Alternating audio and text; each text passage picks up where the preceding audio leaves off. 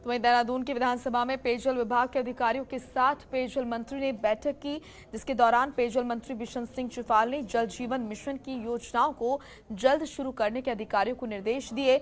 उन्होंने जल जीवन मिशन की जल्द डीपीआर तैयार करने और सितंबर में कार्य शुरू करने के अधिकारियों को निर्देश दिए। साथ ही बरसाती जल स्रोत के जरिए टैंक के माध्यम से जल संग्रह कर पेयजल के लिए उपयोग करने के भी निर्देश दिए।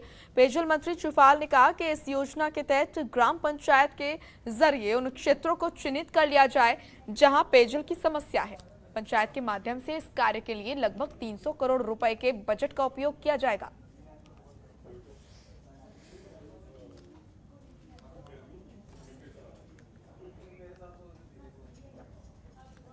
जल जीवन मिशन के अंतर्गत आज विभागीय अधिकारियों की बैठक हमने बुलाई।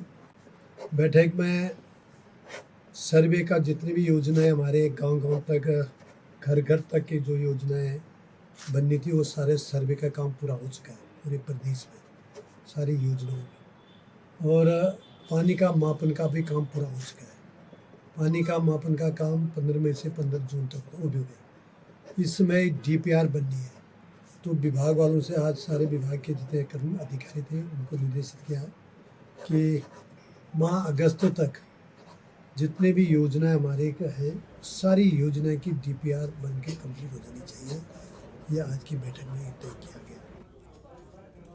तो वहीं नैनीताल में उत्तराखंड अन्य पिछड़ा वर्ग आयोग की अध्यक्ष कल्पना सैनी और इन्हीं के साथ उपाध्यक्ष संजय नेगी ने नैनीताल क्लब में समीक्षा बैठक की, जिसमें पिछड़ा वर्ग के उत्पीड़न से संबंधित सभी शिकायतों पर केंद्र और राज्य सरकार की ओर से संचालित योजनाओं पर चर्चा की गई।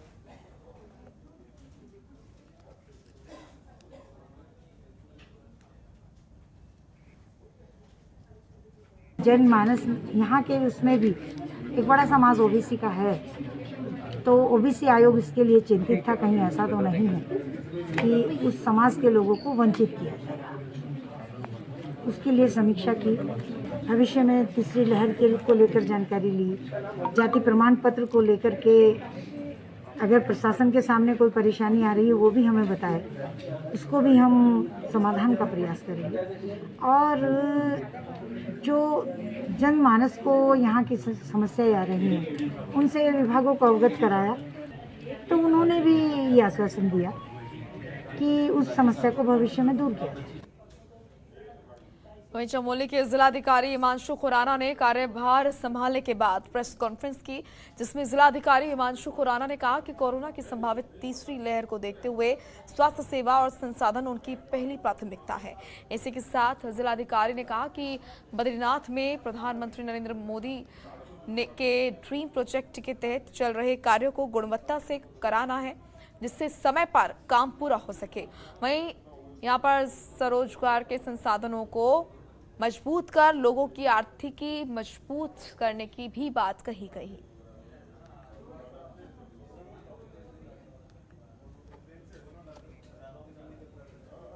इसमें हमने संडे को हमने पूरी टीम के साथ उसमें निरीक्षण किया और पूरे प्रोजेक्ट को डिटेल में अध्ययन किया। तो उसमें कैसे अलग अलग जो हमारे डिपार्टमेंट्स हैं, पीडब्ल्यूडी द्वारा जो कार्य किए जाने हैं, वैपकोस द्वारा कार्य किए जाने हैं, तो उसमें जो भी स्थानीय स्तर पर जो भी अड़चने हैं या फिर कोई इशू हैं, तो उनको मैक्सिमम जन सहभागिता के साथ रिजॉल्व करते हुए उसको समय पूरा किया जाए। बिकॉज ये शासन के साथ साथ माननीय प्रधानमंत्री जी की प्राथमिकताओं में है, तो इसको हम प्रायोरिटाइज करके इसको जल्दी से जल्दी हम स्टार्ट कराने का प्रयास करें। तो वहीं देवस्थानम बोर्ड को भंग करने की मांग को लेकर केदारनाथ धाम में तीर्थ पुरोहितों का आंदोलन जारी है। पिछले 2 महीने से तीर्थ पुरोहित बारिश धूप में धरना प्रदर्शन कर रहे हैं। आपको बता दें कि देवस्थानम बोर्ड को भंग करने की मांग को लेकर तीर्थ पुरोहित 2 सालों से केदारनाथ धाम सहित केदार घाटी के कई इलाकों में धरना प्रदर्शन कर रहे हैं। उनकी एक ही मांग है कि सरकार किसी भी तरह देवस्थानम बोर्ड को भंग करे। अगर सरकार ऐसा नहीं करती है तो उनका आंदोलन उग्र हो जाएगा। इसी को लेकर तीर्थ पुरोहित विष्णुदत्त शुक्ला ने त्रिवेंद्र सरकार पर हमला बोलते हुए कहा कि त्रिवेंद्र सरकार ने बोर्ड का गठन कर तीर्थ पुरोहितों के हक हकूकों को छीनने की कोशिश की है।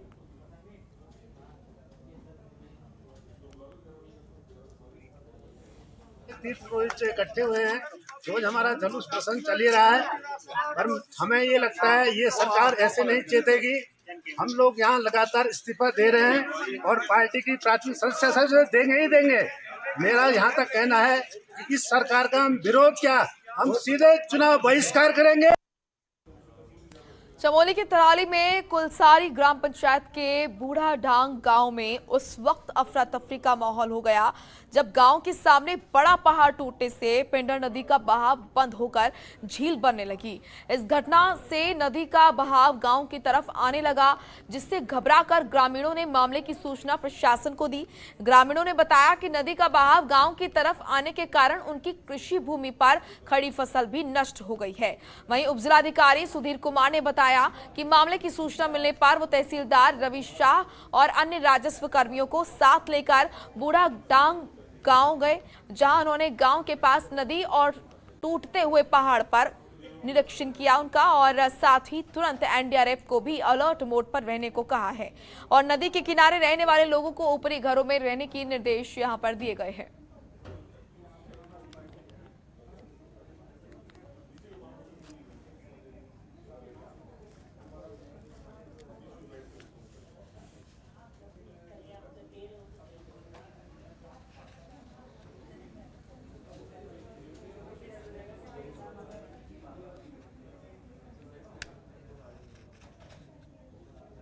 हमारा बूढ़ाडांग कुलसारी ग्राम सभा के अंतर्गत एक तोप है और यहाँ पर पहले से ही बरसात का मौसम में खतरा बना रहता है, क्योंकि नदी बिल्कुल नज़दीक है और कई बार शासन प्रशासन को कहा जाता है कि यहाँ पर चेक डैम का कार्य किया जाए, लेकिन बहुत कम मात्रा में यहाँ पर किया जाता है और कभी भी वो पूरा नहीं हो पाता है।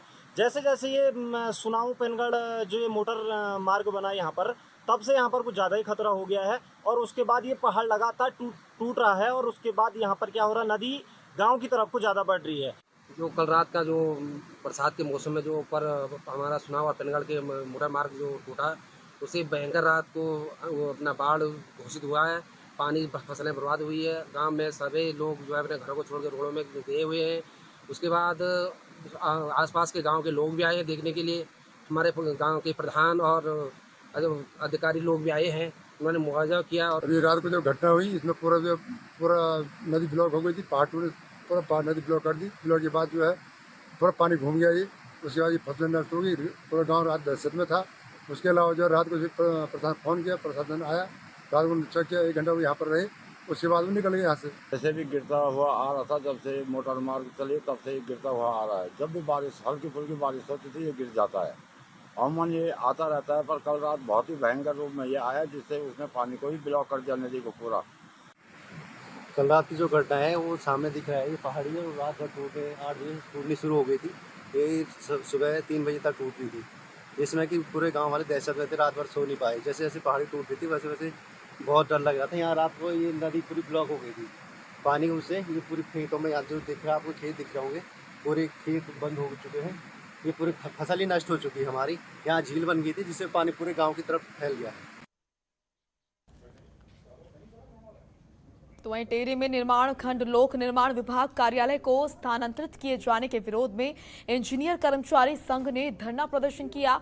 आपको बता दें कि निर्माण खंड लोक निर्माण विभाग ने टेहरी कार्यालय की स्थापना प्रतापनगर क्षेत्र के विकास कार्य के लिए की गई थी, जिसे सार्थक करते हुए इस खंड ने कई महत्वपूर्ण विकास कार्यों का संपादन किया, जिसमें महत्वपूर्ण डोबरा चांठी पुल शामिल है। इसके साथ डिवीजन में इस खंड को खत्म किया जा रहा है, जिससे सभी कर्मचारी आक्रोशित हैं।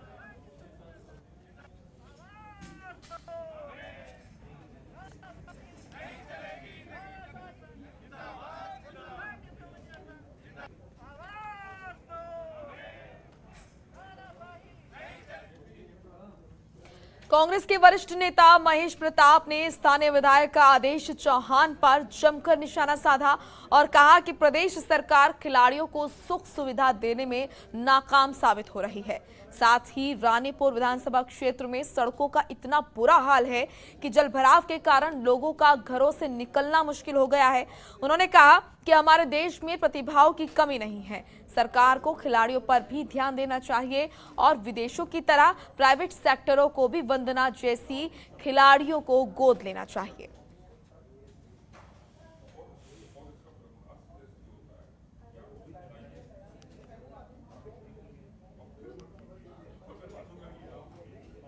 हमें सारे गेमों को लेके चलना है ना, हमें अकेले क्रिकेट को लेके नहीं चलना, हमें अकेले हॉकी को या एथलेटिक्स को लेके नहीं चलना, हमें सभी गेमों में अपने अपॉर्चुनिटीज़ खोजनी है, अपने खिलाड़ियों के लिए उपलब्धियां खोजनी है कि वो ज़्यादा से ज़्यादा अच्छा उसके अंदर परफॉर्मेंस निकाल सकें। और उसके लिए सरकार का दायित्व बनता है कि उनको अच्छी सुविधा दें, अच्छी टेक्निक्स लाएँ, अच्छे कोचेज लाएँ, अच्छे ग्राउंड उनको अवेलेबल कराएँ। और सबसे अहम चीज़ ये है कि स्पोर्ट्समैन का भविष्य सुनिश्चित करें। इस देश के अंदर सबसे बड़ा दुर्भाग्य है कि खिलाड़ी अपना पीक टाइम 24 साल 25 साल की उम्र तक देता है, परंतु 24-25 साल के बाद जब उसको नौकरी या कुछ नहीं मिल पाता है तो वो ठगा महसूस करता है। वो आने वाले बच्चों को भी कहता है कि भाई बिल्कुल खेल की तरफ मत जाओ, इस देश के अंदर खेल का बुरा हाल है। खबरों के निष्पक्ष विश्लेषण के लिए सब्सक्राइब करें Jantantra TV and press the bell icon. Never miss any update.